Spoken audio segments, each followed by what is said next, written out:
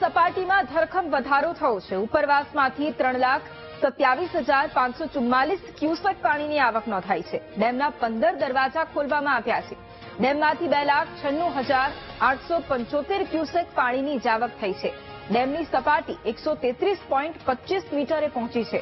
ડેમની મહત્તમ સપાટી 138.68 મીટરે છે। અને આજ મુદ્દે સંવાદદાતા ગૌરવ ફોન લાઈન પર છે। ગૌરવ, નર્મદા ડેમની જળ સપાટીમાં ધરખમ વધારો થયો છે, અત્યારે શું સ્થિતિ? જી, અમને હાલમાં જે નર્મદા નદીની ડેમની જે સપાટી છે તેની અંદર 3,27,000 ક્યુસેક પાણીની આવક કન્ટિન્યુઅસ છે, જેના લીધે 15 દરવાજા ખોલવામાં આવ્યા છે। પાણીની જે જાવક છે 2,96,000 પાણીની જાવક છે।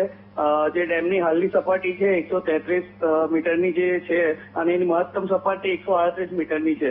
અમને હાલમાં જે સરહદ સરોવરનો ડેમ છે તે 81% જેટલો ભરાયેલો છે, જેને લીધે અમને ભરૂચ જિલ્લાના 27 ગામોને હાઈ એલર્ટ કરવામાં આવેલા છે। નીચાણવાળા વિસ્તારોને એલર્ટ કરી દેવામાં આવ્યા છે।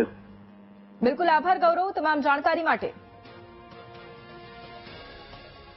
તો આ તરફ ભરૂચમાં નર્મદા નદી ગાંડીતુર બની આસપાસના ગ્રામ્ય વિસ્તારોને પણ એલર્ટ કરવામાં આવ્યા છે। સરદાર સરોવર નર્મદા ડેમમાંથી નર્મદા નદીમાં પાણી છોડવામાં આવ્યું। સરદાર સરોવર નર્મદા ડેમમાં ઉપરવાસમાંથી પાણીની સતત આવક થઈ રહી છે। ભરૂચ આપત્તિ અને વ્યવસ્થાપન વિભાગે કાંઠા વિસ્તારના ગામોને એલર્ટ કર્યા છે।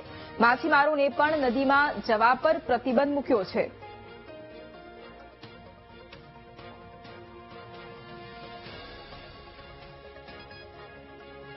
ડેમ ખાતેથી નર્મદા નદીમાં આશરે 3,86,000 ક્યુસેક જેટલું પાણી છોડવામાં આવી રહ્યું છે।